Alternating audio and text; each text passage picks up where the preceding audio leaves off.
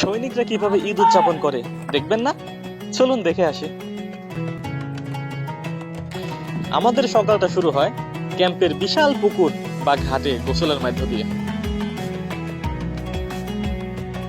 আর যারা পুকুরে নামতে চান না তাদের জন্য রয়েছে আলাদা ব্যবস্থা।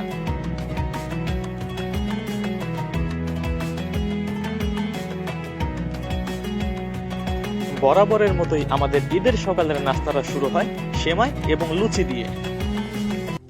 কিন্তু নাস্তা হাতে নিয়ে বসার পর পরিবারের কথা মনে পড়তেই যেন সেই খাবারটা গলা দিয়ে আর নিচে নামতে চায় না। আর কিছু সৈনিক তো ঈদের সকালের নাস্তাটাও ঠিক মতো করতে পারে না, কারণ তারা তাদের দায়িত্বে অটুট। আর কিছু সৈনিক তো বাড়িতে ফোন দিয়ে কান্না করে ফেলে। কথা কও কথা কও।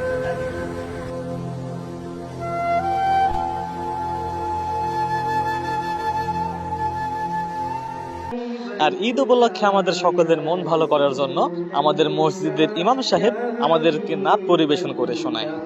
নবীর রওজা শরীফ দেখে মন ভরে না, নবীর রওজা শরীফ। তার দায়িত্ব সকল গেস্টদের আপ্যায়ন করা।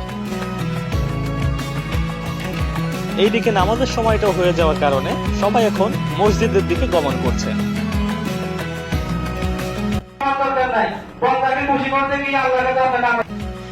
ঈদের নামাজ শেষে ক্যাম্পের সকলেই সকল দুঃখ কষ্ট ভুলে কোলাকুলিতে ব্যস্ত হয়ে যায়।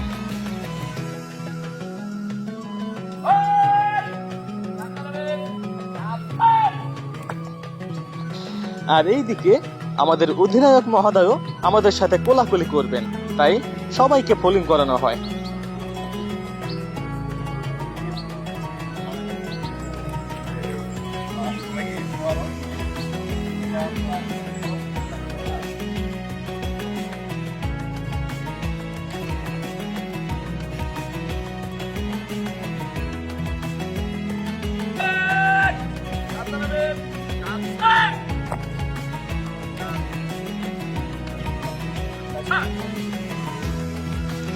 এবার আমরা সবাই মিলে একসাথে হয়ে যাচ্ছি কিছু ফটোশুট করতে। ক্যাম্পের আশেপাশে একত্রিত হয়ে আমরা সবাই মিলে এখন ছবি উঠবো। কিন্তু সবার কপালে আর ঈদের নতুন পাঞ্জাবি করে ছবি তোলাটা হয়ে ওঠে না, কারণ তারা দুজন ডিউটি পালনে অটুট।